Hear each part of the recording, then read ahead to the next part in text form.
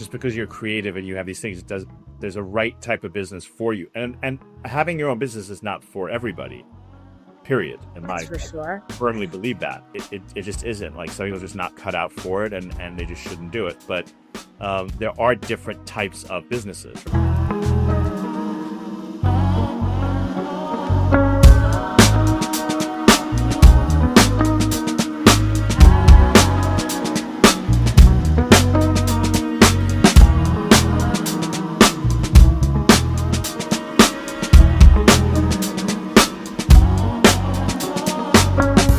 Welcome to this week's episode of Pickles and Pasta with Steph and Jay.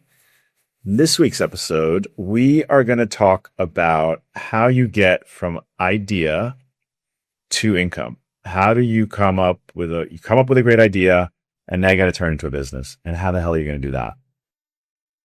That's something that Steph and I have a little bit of experience in. And I think both of us really started without really understanding business, but we were creative, even as kids, which we still are. And that's cool and that's great. It's fantastic. And everybody has ideas, but okay, now you got to make a living. And how do you turn that into that? And there's all different levels of that too. I mean, there's, coming up with the $1 million or $1 billion idea, and that's fine. That's cool. It's great. That's what it is. But not everybody is going to be that, and there's nothing wrong with that. I mean, you can have a very nice life and a very nice income, but you still have to do something. It's still different than just the idea and turning it into something that's actually sustainable. I think sustainable, I don't mean it in the impact world, but sustainable in that, I think almost every business when it first starts does something, right? Like, you just open up a store, you open up anything, you get a client, you get somebody that buys that one thing. That's fine, but that's not a sustainable business. And I think that's where it starts to get murky. Like, how do you get there? So, I just thought it would be a good topic for us to kind of chat about. Well, we both have a lot of experience with that. Starting for me, I was in my 20s. Were you younger than that with your custom stringing business? Yep. Well, then why don't you start? Because you started this way earlier than I did.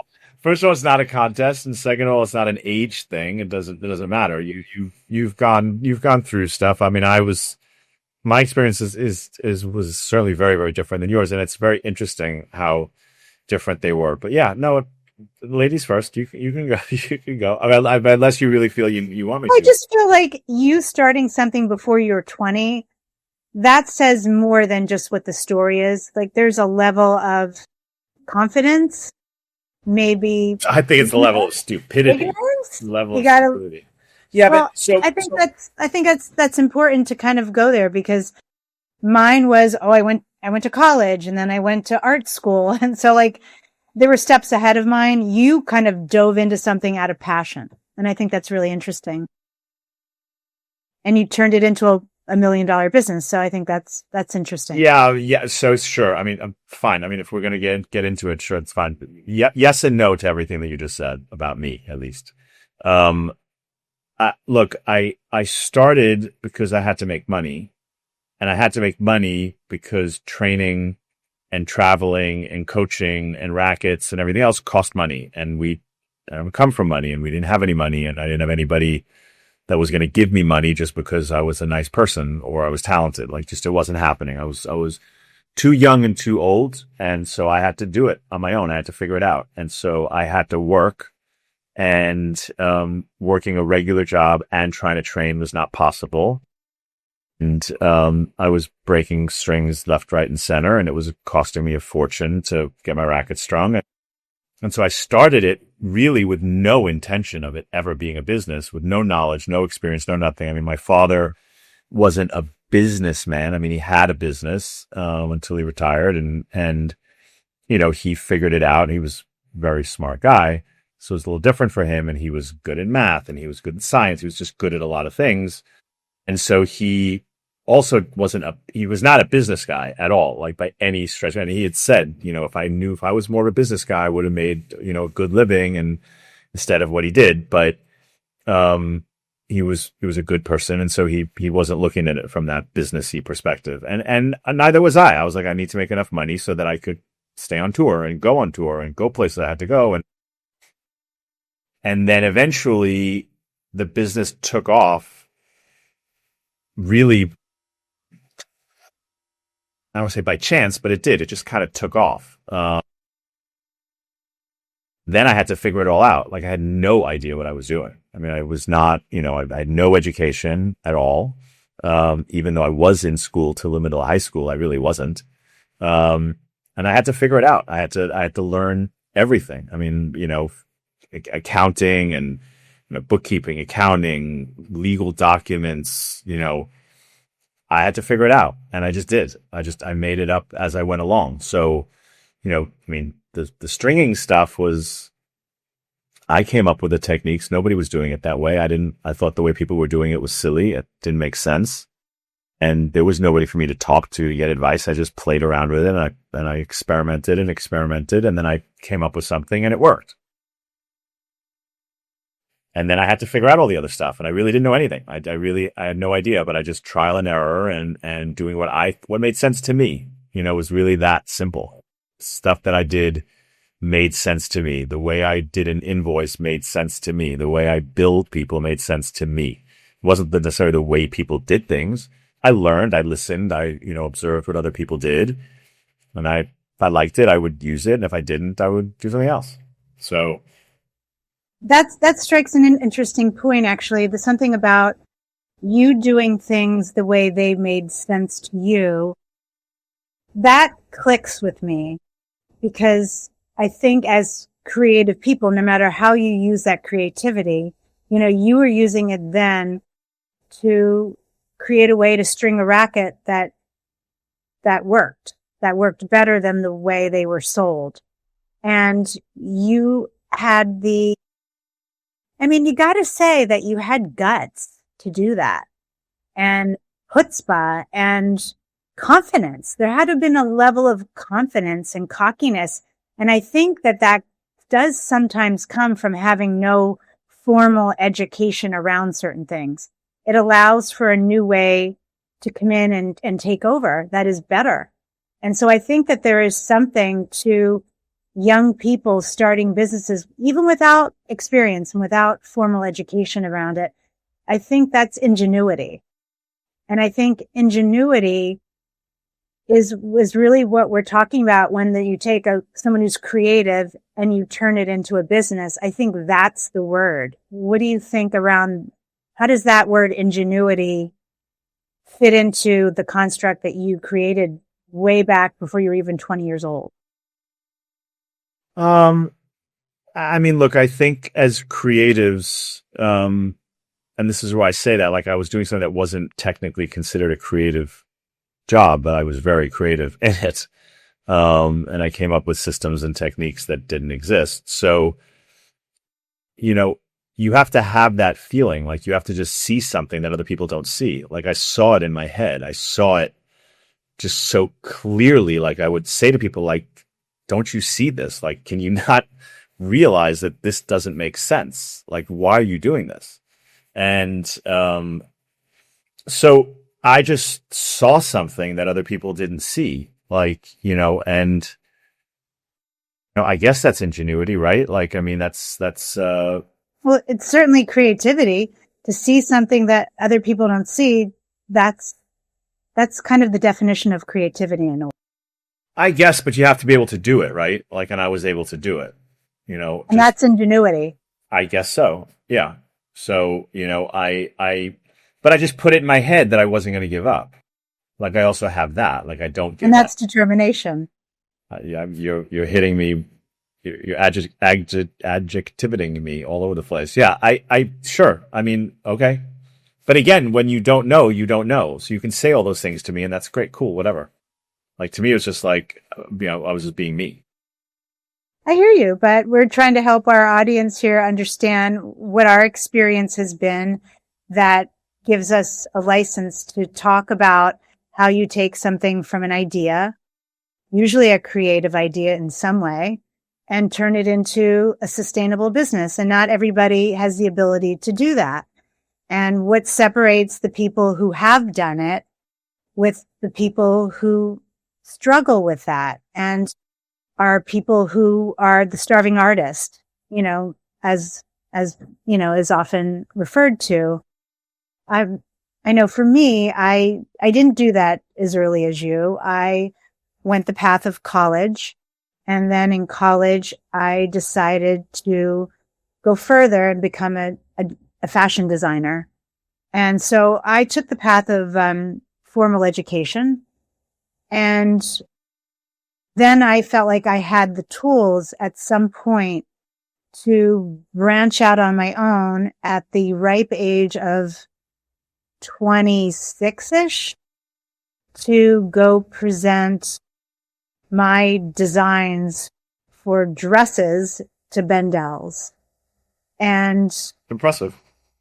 I think back on that now, and it is remarkable to think that a young 20-something would march into a very established, fabulous department store back in the 80s and stand up in front of a bunch of adults and be judged without any fear around these dresses I designed. And unfortunately for me at the time, I didn't have enough knowledge about that side of the business end of design to be able to sell them that I could somehow produce a line of these dresses with no funding, no understanding of that back end of things, because I was trained from a purely creative side of things.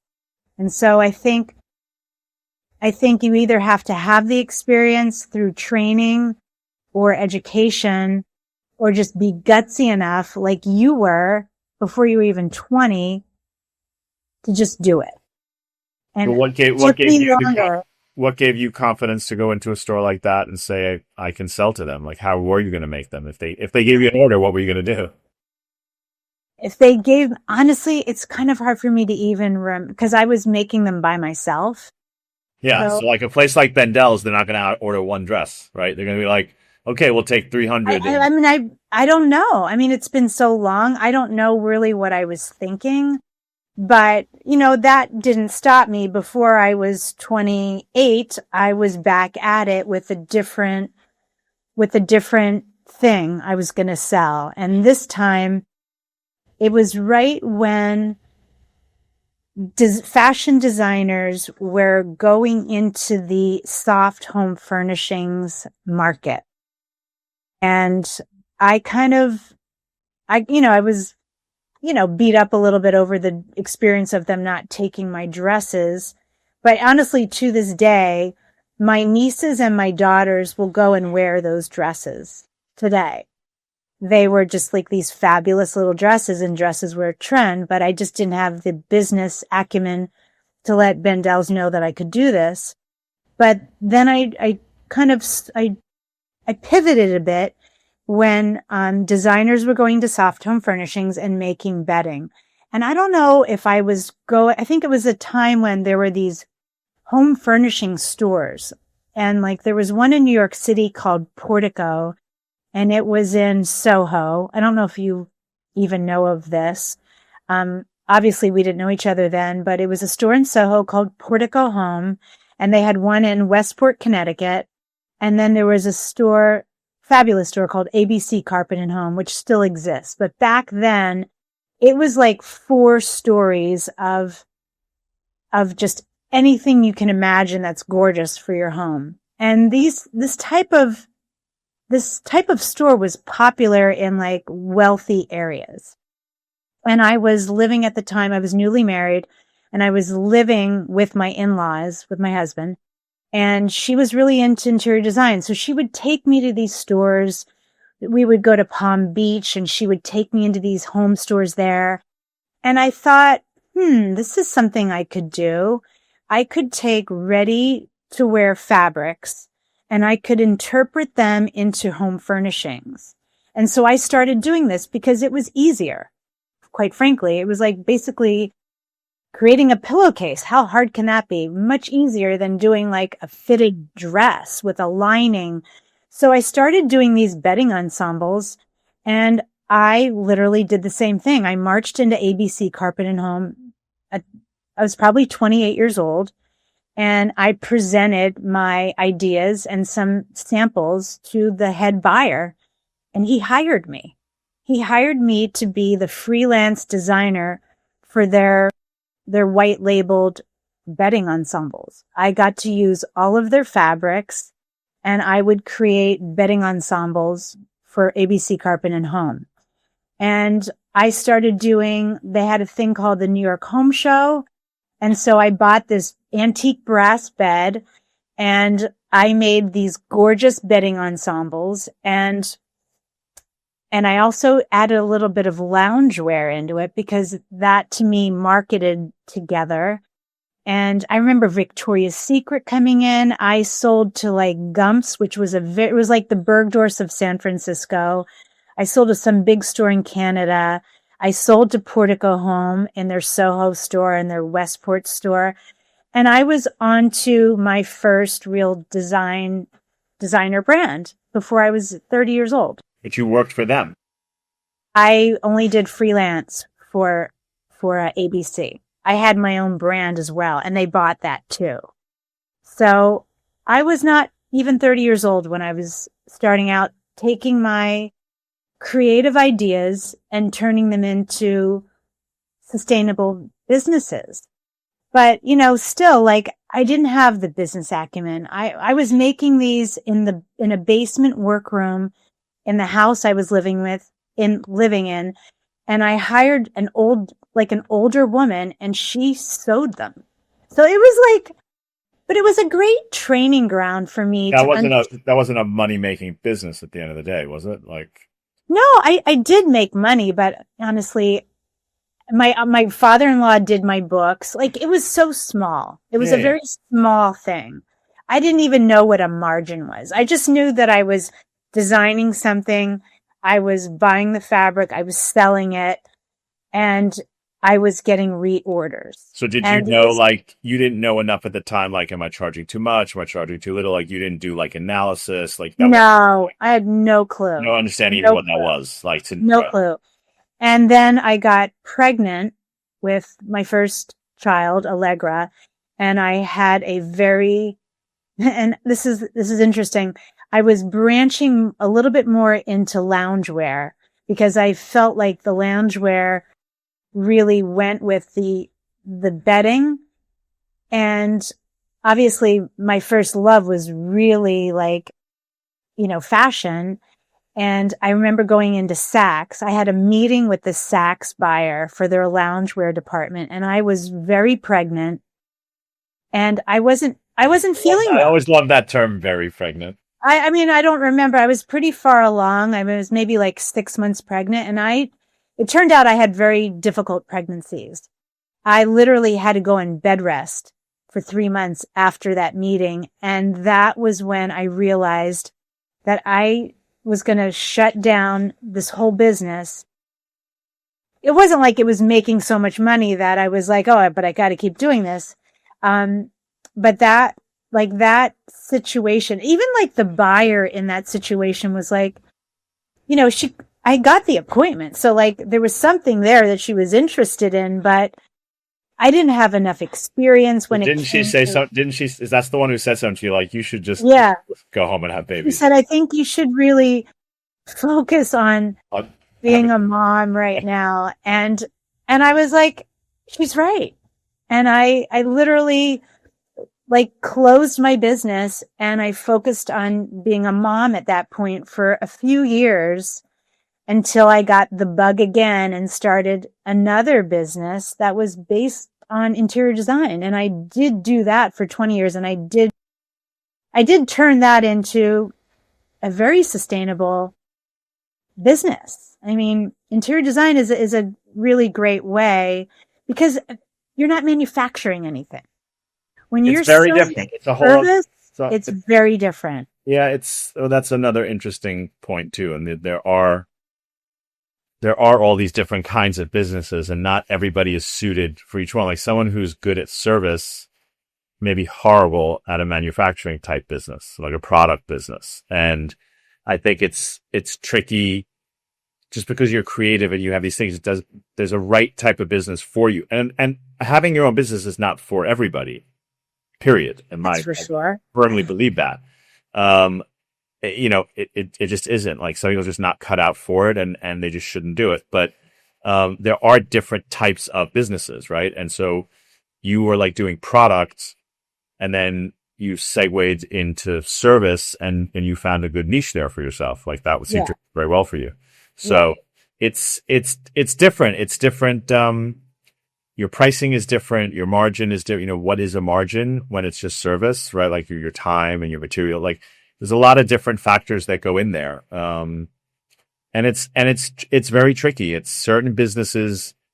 It's very easy to determine your pricing, right? You look at it, and I look at these things, from a different lens, and just because of my interest in people and humans and business and how people operate. You could take one bodega to another bodega, and like the price of the sandwiches, like, well, I can't charge more, but like if I do charge more, how do I make more money than the other guy? Like there's all these different kind of how they deal with competition. And then if you're in service, you just make a decision. And you can be like, I'm going to price myself based on the market, or I'm going to price myself the way I want to price myself. Like, and that's it. And no one's going to tell me otherwise. And either some people will buy it or they won't buy it. And it's just all these different sort of things. Like there's a huge range of what it is you want to do. And I think a lot of it is what do you really want? Like, are you trying to build something big, like really big, where your role is not going to be what it was when you first started? Or do you want to build a business that you can kind of control, that you can have all the bases covered and all that stuff? And I think it's important for people to understand that as early on in their business journey as possible, because they're very, very, very different. Yeah, for sure. I mean, I've had a lot of people come to me over the years and, present their ideas and ask my advice about starting different brands. And I think a lot of people don't have any clue, myself included. When I started Have Some Fun Today, I definitely didn't understand all that I was getting myself into. For sure. Yeah. I think that was based on the fact that I had a successful interior design business for 20 years prior to that. So I thought that I could translate designing a product and selling it as something as simple as a t-shirt. I thought that would be a lot easier than it turned out to be. And I think part of that is a little bit about who I am as a person. I've recently heard the word striver, and you and I have been talking about this a little bit. And I think this fits a little bit for this discussion to an extent. I'm a striver. I realize I'm a striver. And if I wasn't a striver, I wouldn't have been able to do the things that I have done. But also as a striver, it can also get you in trouble in a way, because you can get in over your head without really understanding that you're going to get in over your head. And so I think, like with Have Some Fun Today, if I had just stayed with a very simple premise, t-shirts, hats, baseball, I said hats. I was doing phone cases, simple stuff. But I think the striver in me and the reaction initially for the first couple of years was so positive. I mean, when I first saw a picture of Brooke Shields carrying my tote bag, I was like, whoa, like, I'm going to be a billionaire. Yeah, like I was like, the sky's the limit, and then the striving kicks in and I'm like, well, why am I wearing designer handbags from other people? Why don't I design my own, not realizing what all goes into designing a designer handbag, and manufacturing it And and marketing it and exporting it stocking and it. marketing it. Yeah. Yeah.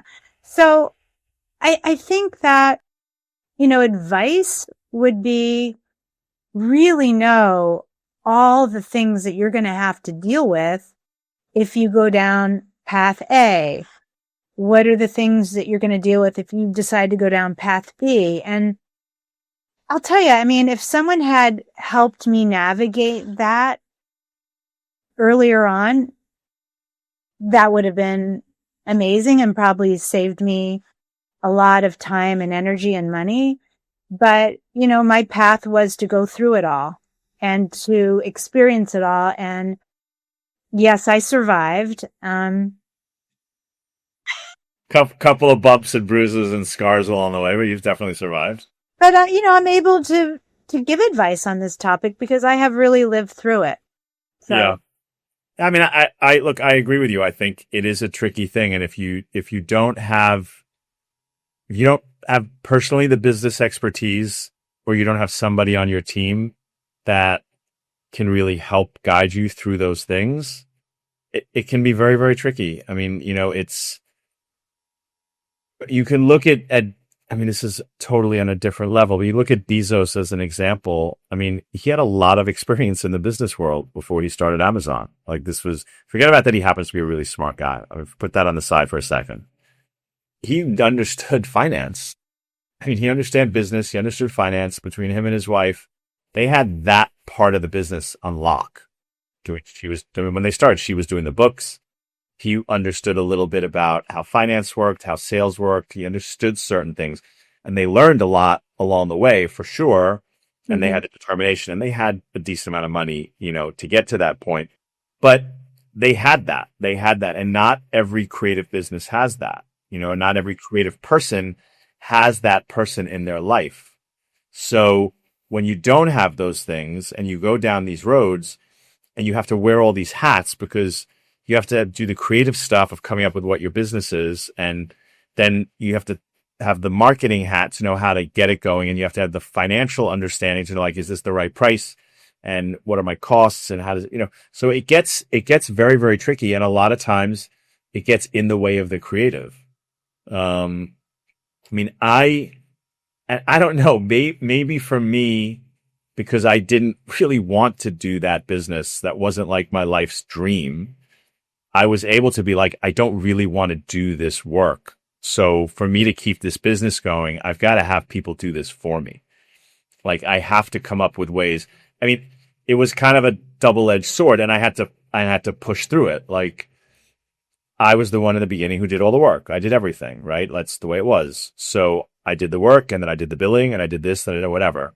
And then I was like, this isn't sustainable. I can't do this. So I found the first person and I trained them. And then I learned what training was. And so I came up with training methods and training techniques. And so I had that for the next person. We had the most rigorous training program. Like, nobody believed what we did to train our staff, but they were damn good. Like, they were really, really good because we put them through the ringer. And I did other things, but they had to do things the way I did them. Like, I had to build that sort of into the business model. And then I had to do these other things. And I still had to jump in and do what they did sometimes too. And I had to keep in the loop and all that sort of stuff. But I realized that early on. So I was able to kind of do that, which is the only way the business was able to get to the level that it did. But it also hit a level where there was not much further it could go. And I realized that too, which was, which is probably, one of the many, many, many reasons that went into me being like, this is not fun for me anymore. Right. But it's determining those things, and it's it's very tricky. It's very tricky to understand. And you also have to put it into perspective, right? Like, your business is everything in the world to you. Like, it's everything, really. But it's not everything to everybody else. So understanding how that plays into it, that also affects how you navigate your business from a marketing perspective, I think. Because people aren't going to necessarily get what you get. And that's kind of, I don't know, those are little things I've seen over the years. Like you learn that unfortunately after the fact sometimes. Right. So Yeah, I think, to give advice for creatives how to, take the creative thing and take it out of the level of being a hobby as opposed to being something that's going to be something you can rely on for income. That's a different conversation, and I think in order for creatives to be able to take something that they do and take it out of the hobby zone, there has to be a lot of structure and there has to be enough knowledge about what that path really looks like. What is that path to getting there?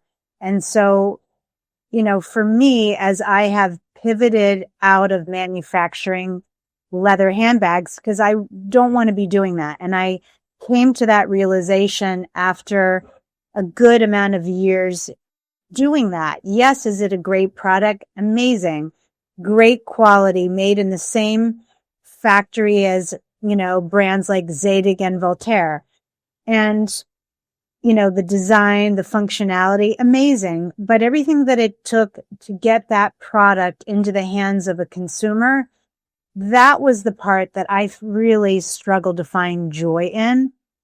Plus, the cost of that is really changing because that was a time when basically distribution of information using social media has really undergo a vast change in the past few years. And we are coming to the end of free distribution.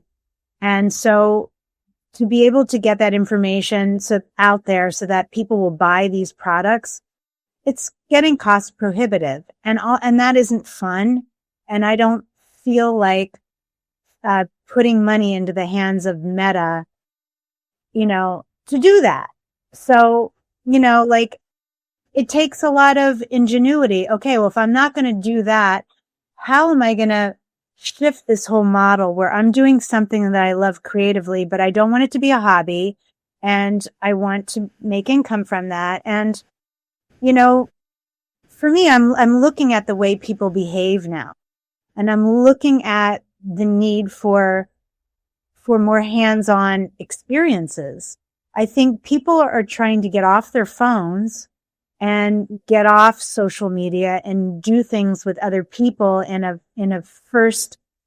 experiential way. So that has opened up an avenue for me to turn my creative hobby, which it's never really been a hobby, into a way of making money. So, I'm doing my workshops. I'm working on specific collections that are being received in a more open way, and they're more accessible. And I think in order to make these kinds of shifts in anybody's creative projects, you just have to be kind of in touch with the way people are living and what they're wanting out of their life experience. yeah, I mean, I think, when, regardless of the fact that you're a creative, I'm a creative. I mean, in any business, you have to be always thinking about that, right? You have to think about what am I doing today? How am I going to do this tomorrow? Is this going to work? What do I have to shift and just whatever? So I think as creatives, we're able to come up with a lot of ideas, and we have to kind of think through sometimes like, okay, that may be a great idea, but I can't make a living out of that. I can't add that to what I'm doing. I can't take that away from what I'm doing. I mean, and I think that's a tricky part too, because your creative brain is always working.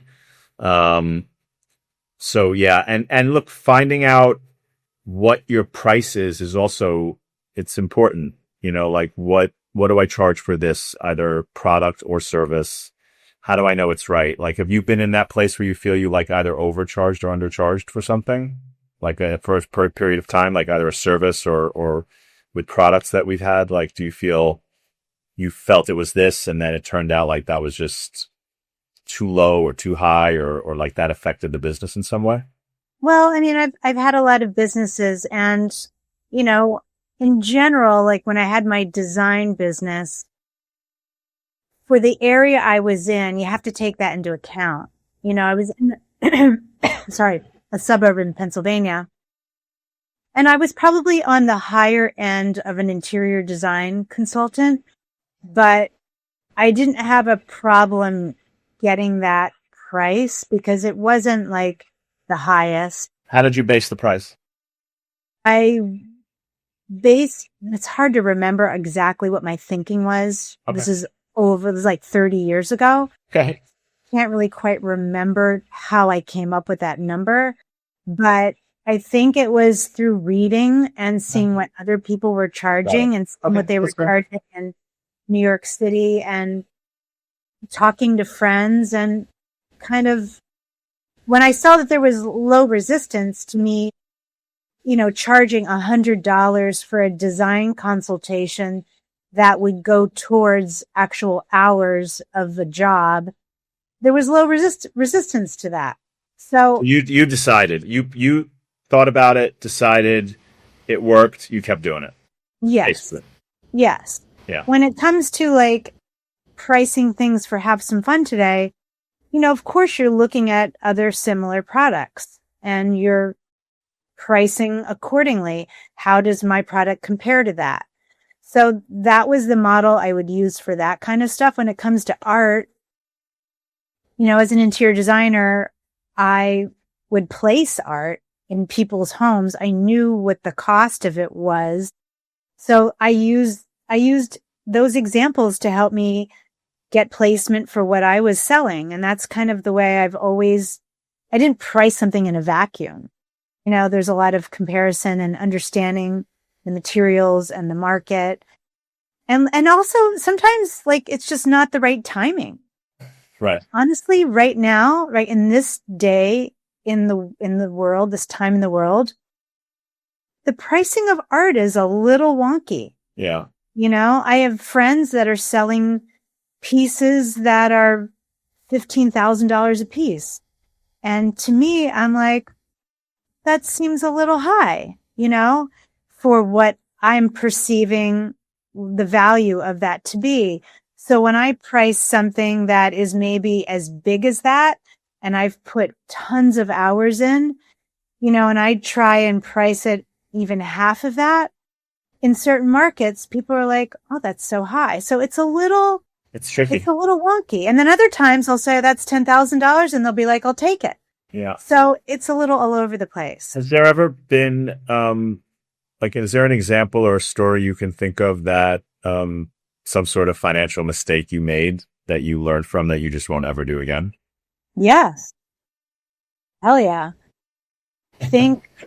Do tell. Well, I mean, it was with Have Some Fun Today for sure. I mean, I cannot tell you the money I have spent. Like there was a showroom in LA that was like, oh, we're going to do all this for you. We're going to blow this out. You're going to make so much money. And at the time I blew like 20 grand. And that was a lot for me. 12 years, like 10 years ago. That's a lot. That's a lot. So like you get into the contract and I had a lack of experience and I believed these people and I was on their ass, but you know, until that contract was over, I thought I was locked into this. And certainly you and I have experienced that when we hired the Amazon marketing team. Oh, they were going to blow this stuff out. I think there are a lot of scams in marketing. I hate to say it. In marketing with people trying to help these small brands and they say, oh, we're going to help you do this. And it's like, I'll pay you when you do it. Let's try that. Yeah. So, but I think I've encountered that too many times. Right. Yeah. No, that's fair. Look, I think, yes, there's a lot of scammers out there for everything. There's no question. There's scammers on production and marketing and all sorts of stuff. There are people that scam people. It's just unfortunately. And when you're in some industries that there's more of that than less of that, it's hard to be in that industry as a good person because, you know, there's like, the industry is tainted for that sort of stuff. I think also though, it's tricky when, you know, there's businesses that they are good people. Like they do have the best intentions at heart.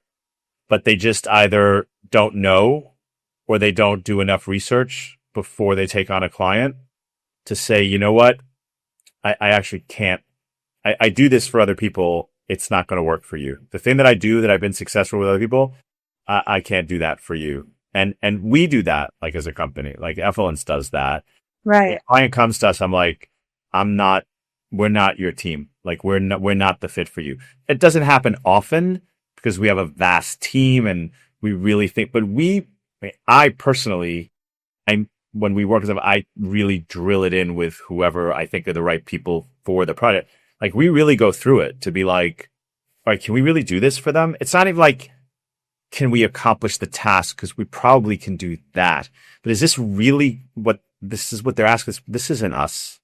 Like, this doesn't fit. We're not the right fit for this client. And then I'll say, I'm going to go find you somebody, So I think a lot of people don't do that. Yeah. And I think it taints things. But I could see like you, I remember we've talked about this with the showrooms. Like, you did what was the most logical thing to do. Yeah. Unquestionably. But it wasn't right. But it wasn't good for your business at the time. There's no way for you to know that. And the different entities that we went under contract with, because it probably happened 3 or 4 times, and you multiply that by $20,000, that's a good $100,000 that really didn't produce anything. Yeah. Other than frustration. So you wouldn't do that in general. You wouldn't do that in general again. Like, that would be something you'd be very reluctant to do. No way. I mean, and I still get so many emails from these. I just ignore them at this point. Well, we get all the time. I mean, I get them now too. Like, we can get you on the Today Show. We can get you on this, so we can get internet. Yeah. Like, I'm really happy for you. I could be in Vogue. I could be in Fortune. I love these. I get it too, right? Like, we get it for Have Some Fun Today. I get it from me as a person. Be like, you're a CEO. We could get you here, and we could put you in this conference. We could be, or congrats, great for you. I'm happy for you. Thank you. Do it. Yeah. Go do it. Like, I'll be paying your salary. Yeah. Basically. Yeah. We obviously don't do that. Yeah. Yeah. I mean, yeah, look, these are the things that you deal with between, being a creative, getting into the business world, how you kind of, you don't want to lose the creative juice and energy that you have when you have to also deal with the business part. Finding that balance, I think, is really, really, really important. And I'd say surrounding yourself with the best people you can, as early as you can and as long as you can, is really, I think that's one of the key factors. I mean, that enables you to be a true creative and CEO. Because without that, I think it's just hard when you have to wear too many hats yourself. It's draining. It can be very, very draining, as you know.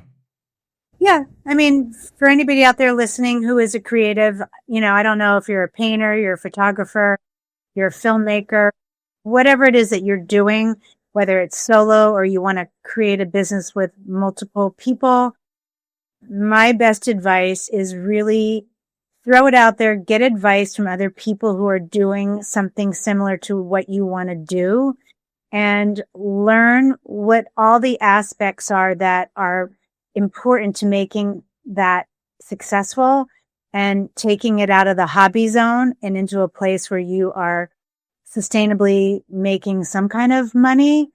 And that would be my advice. I think that's good. I think we all have to, in business, we all have to have that really hard look at what are we doing? Is this making me money? Is this making me happy? Is this making me money? Is this the right path? Like, it, within the same business, right? Like, if you don't necessarily change and go being from like, a painter or designer and go and become an accountant or a construction worker. Like, you have to change like that radically. But I think it's important to say, okay, when I do this sort of thing and I put energy into this sort of thing, I'm able to make the money that I feel comfortable making. And I feel like there's growth and I feel whatever.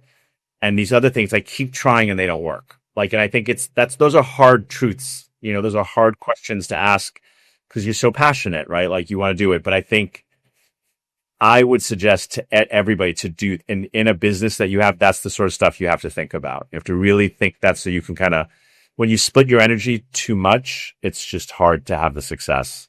And I think thinking that through so that you can continue to be creative in your business while your business is also able to sustain itself, I think that's the balance. If you can strike that balance, I think then you can have a sustainable business as a creative, in my opinion. Yeah, I think that's great advice. Great. A win. And I would really just suggest that everyone, does that, whether you're looking to start a business or whether you have a business. I would do that. I would take that moment, step back a little bit, and kind of really look at it from a different perspective. And I think then you'll see that you know better than anybody. You can get all the advice in the world, but at the end of the day, like my dad said, you got to go in with your mind. You got to make the decisions what's best for you. And I think you can do that when you kind of go through that process. And that is that on this week's episode of Pickles and Pasta with Steph and Jay. Tune in on all your favorite stations, networks, wherever you listen to us or see us. We thank you, and we'll see you again real soon. Bye. Thank you. Bye.